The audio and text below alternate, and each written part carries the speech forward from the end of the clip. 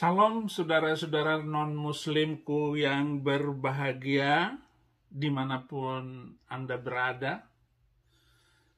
Kiranya damai sejahtera yang daripada Khalik langit dan bumi senantiasa berada di tengah-tengah kita sekarang sampai selama-lamanya. Salamun alaikum fillah yang saudara-saudara letih untuk membela kebobrokan dan kibulan mamat si kadal gurun, biawak cabul, perampok dan pezinah di Jazirah Ngarap. Saudara, bukan lagi rahasia bahwa agama bisa membuat buta dan orang beragama tidak mampu melihat sedikit pun kesalahan dalam agamanya. Inilah alasan mengapa saya harus menyampaikan ini kepada saudara-saudaraku yang Hindu, yang Buddha, Konghucu, ataupun yang lain, karena tanpa mampu melihat absurditas dalam kepercayaan mereka sendiri. Pokoknya saya benar dan benar. Dibongkar apa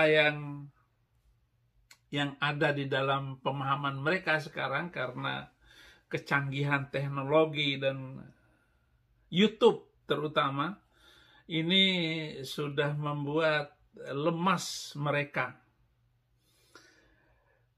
Dari berbagai macam serangan, mereka dengan habis-habisan untuk membela diri bahwa mereka adalah agama pilihan Tuhan. Inna dina indallahil Islam. Sesungguhnya agama di sisi Allah hanya Islam. Wah, padahal kalau dibuka seluruhnya itu kelihatan betapa kacaunya pewahyuan, betapa kacaunya ajaran, paradigma yang dibuat oleh nabi mereka. Nah, saudara-saudara, sampai mereka itu begitu mencintai Mamat, sampai mengikuti cara-caranya berpakaian, berbahasa, sampai kata-kata, tata cara makan. Ya, makannya harus begini, begono. Sampai begitu. Itulah yang disebut dengan taklid. Taklid buta. Mengikuti secara mata tertutup.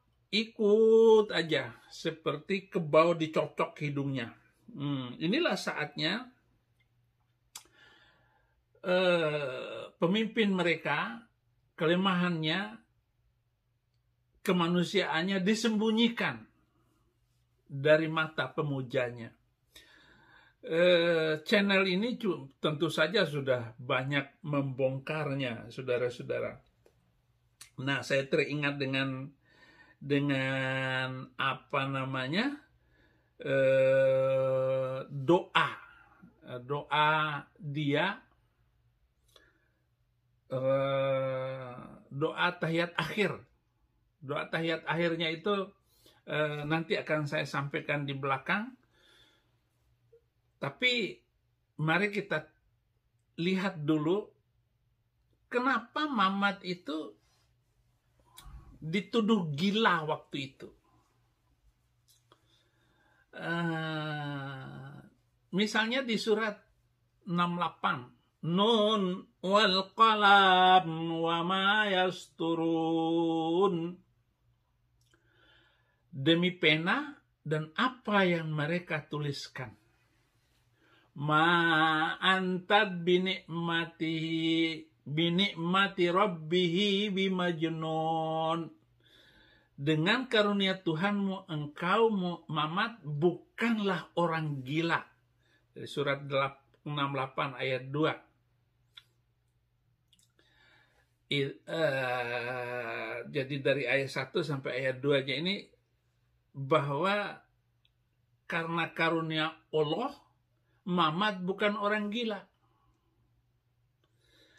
Nah, permasalahannya, pertanyaannya, kenapa orang-orang pada zaman Mamat itu mengatakan dia gila?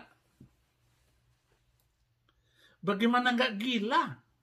Kalau saya pun hidup waktu itu, pasti saya bilang gila. Atau saya jadi pengikut setianya, saya juga nggak tahu. Tetapi setelah saya pelajari Alkitab, saya pelajari budaya kemanusiaan dan zaman modern ini, pastilah saya akan mengatakan dia gila. Bagaimana nggak gila? Anak menantu dikawinin. Menantu dikawinin. Di zaman itu, menantu dari anak angkat saja diharamkan, apalagi menantu sendiri. Nggak boleh. Ini diturunkan ayat agar dia boleh kawin dengan menantu. Ya gila namanya. Melawan undang-undangnya sendiri. Sengaja dia turunin ayat bahwa datang ayat dadakan untuk menghalalkan dia menikah dengan menantunya itu. Orang umur 54 tahun, 53 tahun. Kawinin anak umur 6 tahun. Lalu ditiduri umur 9 tahun. Apa nggak gila? Dia kalau ada sekarang, saya laporin ke Bareskrim.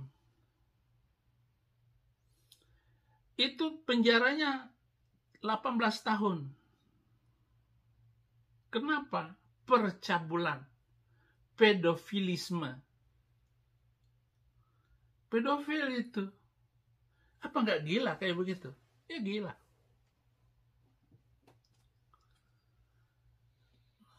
Terbang ke langit. Tanpa seorang saksi dari manusia pun, dia main cerita begitu saja. Ya gila. Jadi benar-benar bagaimana bisa seperti itu? Bagi warisan, bagi harapan, sama saja nggak ada. Bahkan putrinya Fatimah itu mati kejepit pintu ketika Fatimah meminta kepada Umar bin Khattab tanah peninggalan ayahnya, yaitu peninggalan Mamat. Mati kejepit pintu. Dijepit sama Umar, sama sahabat sendiri. Umar itu adalah mertuanya Mamat juga. Karena banyak istrinya. Apa nggak gila macam begitu? Banyak sekali tindakannya itu yang dianggap memang gila. Bagaimana nggak gila, saudara-saudara? Hadis yang saya baca, bagaimana nggak gila kalau dia tidur dengan mayat dalam kubur.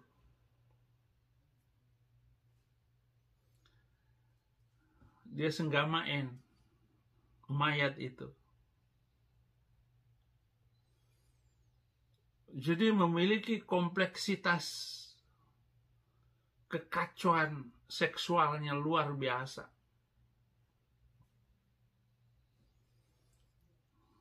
Dia juga ada hadis boleh senggama dengan kambing, dengan binatang. Bagaimana, saudara? Nggak dikatakan gila. Dia tidur dengan kambing.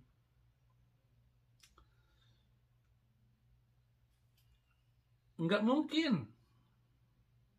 Masa tiba-tiba baru bertapa di gua keluar jadi nabi? Nggak ada. Apalagi dalam sejarah umat manusia tidak ada nabi dari Arab. Itu saya harus katakan, tidak ada nabi dari Arab.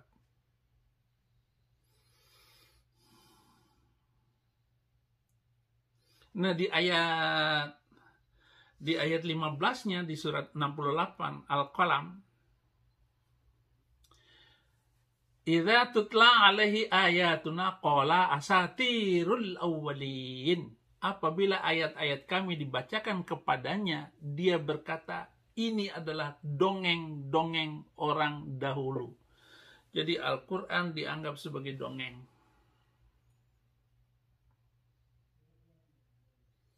Bagaimana nggak dongeng bikin ceritanya seperti itu? Katanya untuk mendapatkan sholat 5 waktu itu terbang ke langit, naik kuda putih, kepalanya perempuan cantik. Lalu ribut sepanjang zaman itu bahwa apa yang dilakukan Muhammad ini, apakah dengan rohani saja, rohnya saja, atau dengan jasmaninya.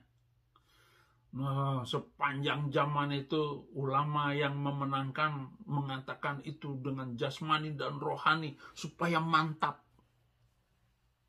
Tetapi ketika ditabrakkan dengan ilmu pengetahuan, bagaimana mungkin orang bisa terbang ke langit tanpa tabung gas, tanpa oksigen, dengan kecepatan yang tinggi dan luar biasa seperti itu. Dan itu tanpa saksi. Skenario ceritanya juga salah. Sampai di Masjidil Aqsa, entah di mana masjidnya itu, hanya angan-angan dia saja. Dia ikat buruk di pohon, di mana para nabi mengikatkan kendaraannya. Dan nabi yang diceritakan Muhammad itu ada 124.000 nabi. Dan Muhammad disuruh jadi imam sholat 2 rakaat sebelum naik ke langit. Bagaimana bisa sholat 2 rakaat? Sholat aja belum diterima. Ini kesalahan skenario Muhammad ceritanya. Mestinya naik ke langit dulu, turun, baru sholat. Memimpin sholat. Itu juga dongeng. Dongeng Isra Mi'raj itu adalah dongeng yang fantastis sekali. Kalau Saifuddin Ibrahim waktu itu ada bersama Muhammad, ya sudah saya lawan. Saya lawan habis. Nah, itu saudara-saudara yang perlu saya ceritakan kesempatan ini. Kemudian saudara-saudara, lebih daripada itu kan ada ada doa tahiyat. Doa tahiyat itu antara salam dengan sholawat Muhammad. Itu sholawat Muhammad itu, ya Allah selamatkan Muhammad dan turunannya gitu. Saya sudah copy seperti ini. Ya, copy doa tahiyatnya itu. Doa tahiyatnya ini, Allahumma inni a'udzubika min azab jahannam wa min azabil qabri wa min fitnatil mahya wal mamati wa min syarri fitnatil masihid dajjal gitu. Akhir-akhir dengan kehebatan kecanggihan teknologi ini, saudara-saudara, maka ada doa, ya Allah, saya memohon dijauhkan dari azab jahanam, azab neraka, dan azab kubur, dan dari fitnah kehidupan dan kematian, dan fitnah dari kejahatan, fitnah Dajjal, Masih Dajjal, yaitu Dajjal itu setan mata satu, kata Mamat. Itu dongengnya dia. Nah, doa ini adalah dilahirkan dari sebuah dongengnya Mamat itu. Ya Allah, aku memohon perlindungan dari azab jahanam. Oke lah, ada siksaan neraka. Dan dari siksaan kubur. Nah, hanya Mamat yang mengajarkan siksaan kubur. Tidak ada satu nabi pun yang mengajarkan siksaan kubur. Ini karangan Muhammad itu sangat luar biasa. Dia pernah lewat di sebuah kubur.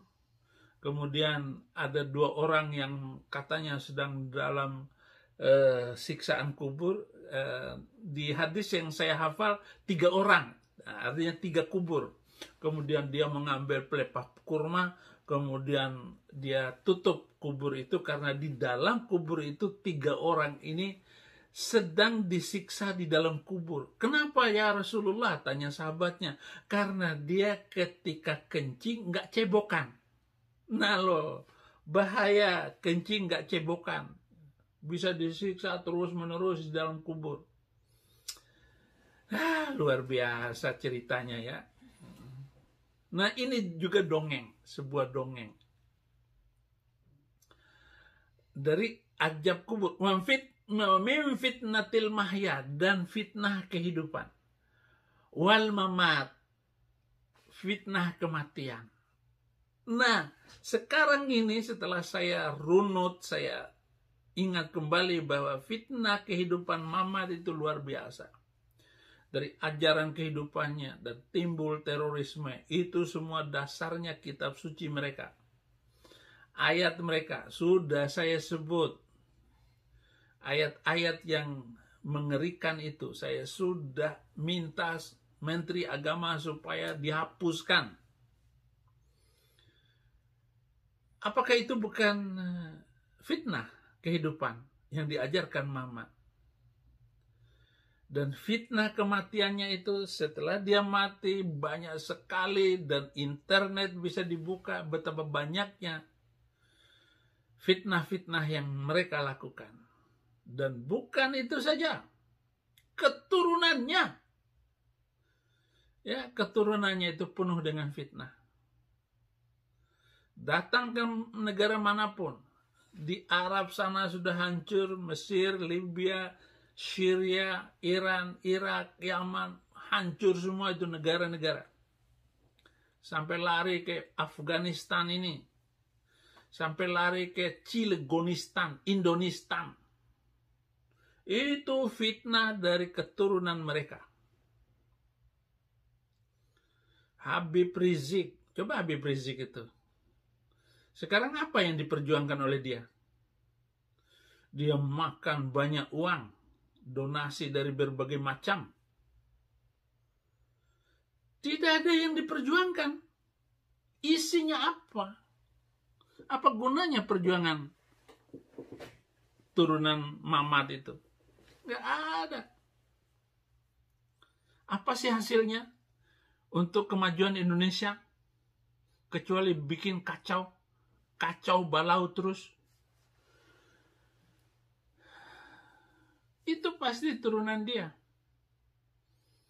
Wah, harus membela hukum Allah.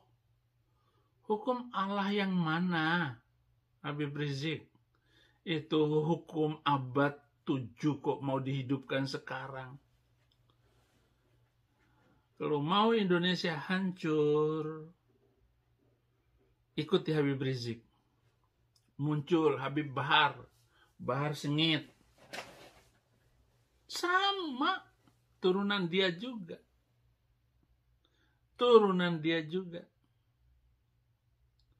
Baik yang pro Habib Rizik maupun yang tidak pro sama-sama ngajarin ngawur semua. Buang-buang waktu. Mana ada sholat 5 waktu, nabi-nabi yang lain suruh sholat 5 waktu.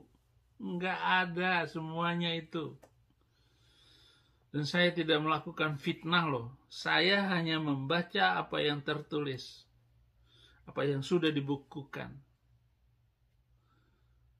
Tidak pernah takut untuk mengatakannya itu. Karena tidak ada gunanya untuk mengikutinya.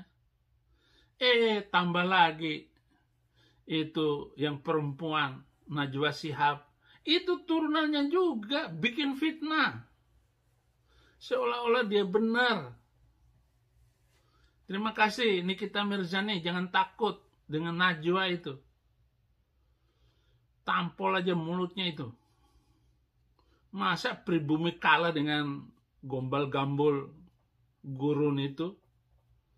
Saya nggak manas-manasin masalah pribumi dan non-pribumi, enggak.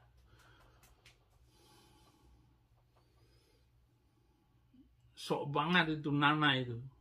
Sok suci. Saya lebih senang dengan Nikita yang jujur, belak-belakan, ya, bukan orang suci, daripada Nana kelihatannya suci, tapi simpanan, wanita simpanan. Wah, nanti keluar hadis, tidak boleh menghina zuriyah Nabi, turunan Nabi, keluarga Nabi. Kenapa? Karena di setiap sholat itu harus salawat. Ya Allah, selamatkan Mamat dan turunannya. Saya bukan turunan Mamat. Saya bukan turunan siapa-siapa daripada Nana itu. Tapi begitulah fitnah itu terjadi sampai hari ini. Saya mengajak saudara-saudara untuk mencerahkan pikiran kita. Ya. Karena muslimin zaman now belum pernah melihat Mamat. Mereka sepenuhnya tergantung kepada cerita turun-temurun. Cerita-cerita ini begitu mengagungkan pribadi Mamat itu. Sampai melampaui akal sehat. Berbanding terbalik dengan menyampaikan uang yang selalu berkurang. Menyampaikan berita tentang Mamat itu senantiasa berlebih, bertambah-tambah. Sehingga di zaman ini berita tentang Mamat selalu berkesan wah. Padahal aslinya saake, ngenes. Kebanyakan hadis-hadis dipalsukan, dibesar-besarkan oleh penjilat. Dan tidak memiliki dasar. Ya, tidak memiliki dasar. Lihat saja sendiri contoh hadis berikut. Mamat dikatakan membelah bulan. Hadis Bukhari jilid 5 buku 208 diriwayatkan Anas bin Malik, penduduk Mekah meminta Rasulullah untuk menunjukkan kepada mereka sebuah mukjizat yang menunjukkan bulan terbelah menjadi dua dengan bagian tengahnya terlihat gunung Hiram. Begitu juga dengan Sahih Bukhari volume 4 buku yang ke-58. Hadis itu nomornya 830. Ya. Menunjukkan kisah bahwa Rasulullah membuat timbulnya air. Sahih Bukhari bab 1 kitab 4 nomor 170 diriwayatkan Abu Malik menjelang sholat asar. Saya melihat Rasulullah pengunjung mencari air wudhu, tetapi mereka tidak menemukannya. Kemudian pot penuh dengan air wudhu dibawa kepada Rasulullah. Ia memasukkan tangannya ke dalam pot tersebut dan memerintahkan orang untuk mengambil wudhu dari pot tersebut. Saya melihat air keluar dari bawah jari-jarinya sampai semua pengunjung selesai mengambil air wudhu. Itu mujizat-mujizat karangan. Ya, karangan. Enggak percaya, itu bukan mujizat. Kemudian melipat gandakan roti katanya. Karena Yesus bisa membuat mujizat seperti itu. Sahih Bukhari bab 5 buku 58 nomor 428. Tetapi saat ditantang, Muhammad berulang kali membantah melakukan mujizat. Ia mengakui bahwa nabi-nabi sebelumnya lah yang diberikan kemampuan melakukan mujizat. Mujizat Rasulullah hanya berupa Quran. Katanya, sumpah. Entah mujizatnya apa ini. Al-Quran kok mujizat. Saya sudah menemukan hampir 1000 kekacauan ayat Al-Quran. Itu mujizat. Matahari tenggelam di lumpur hitam. ngarang itu Muhammad, nggak sesuai dengan ilmu pengetahuan dan teknologi. Nah, dari mana Muhammad bisa dipercaya? Banyak sekali. Ya, Bukhari bab 9, buku 92, hadis nomor 379 diriwayatkan Abu Hurairah, Rasulullah mengatakan, para nabi melakukan mukjizat agar orang percaya. Tetapi apa yang diberikan kepada saya adalah apa yang diungkapkan Allah kepada saya. Saya harap pada hari akhir nanti pengikut saya akan menjadi lebih daripada pengikut para nabi lainnya. Itu kata dia. Dia punya mukjizat. Kalau banyak orang nanya kepada Pak Pendeta Saifuddin, mukjizat Muhammad apa?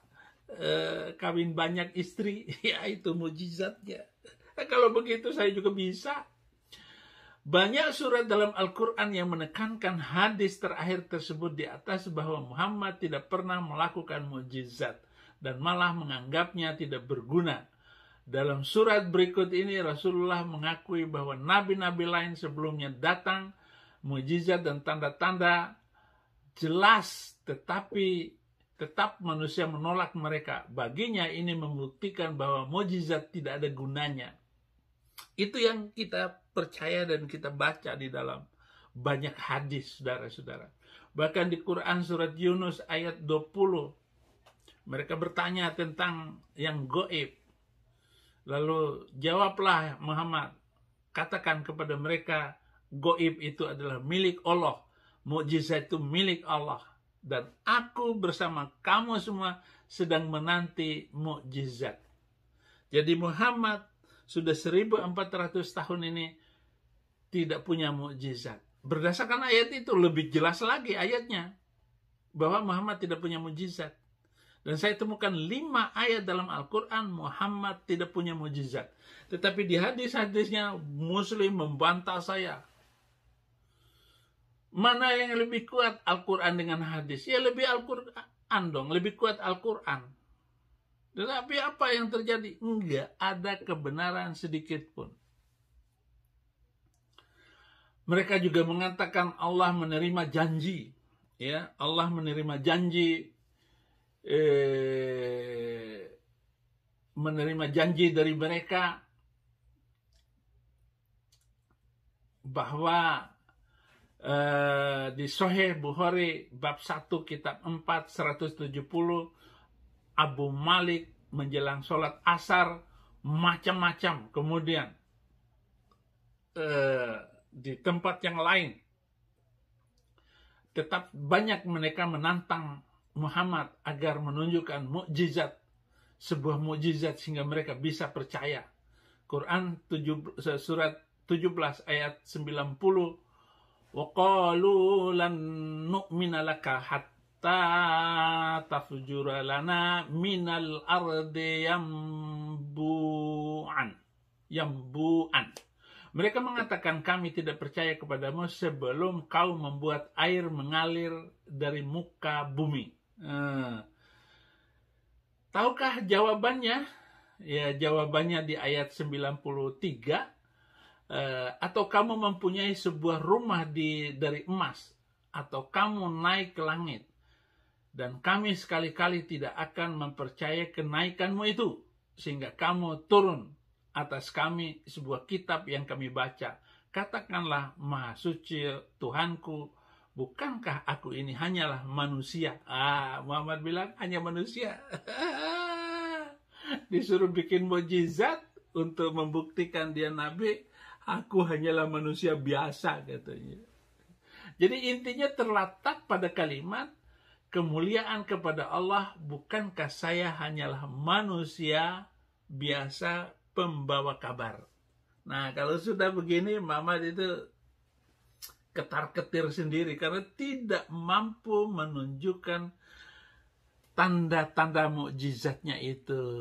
Di ayat 94, ayat 94 surat Bani Israel. Manusia tidak dapat percaya ketika berita didatangkan kepada mereka. Mereka hanya mengatakan, apakah benar Allah mengirim manusia biasa sebagai rasulnya?